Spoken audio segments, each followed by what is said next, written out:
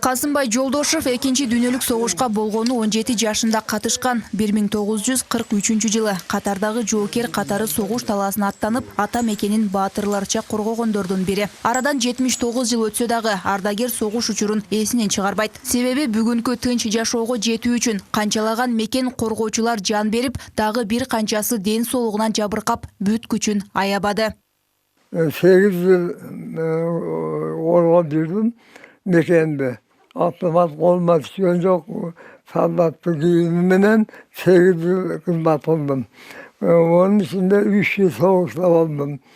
O şartla soğukta bitirip ben de çıkışta Japon derneğim oldum soğukta. Onun kıza ellerini boşalttık. O şartla soğukta oldum.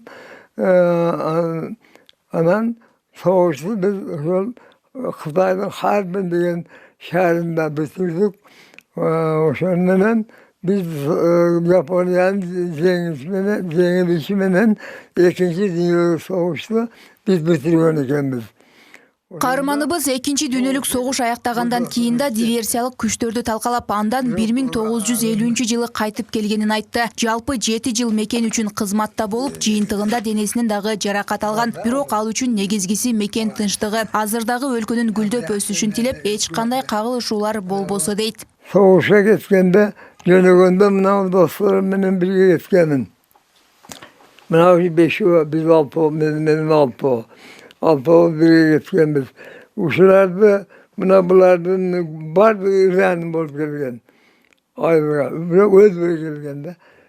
Altılıdan öldürü geldi İran bulsak da. Oktuysa da. Ama uşularda eskerip ben. Geçmiş yıllıkta uşunu aykoluna sığıttı. Uşu ballarında, taşlarında. 5 yaştan çoğu ölgön.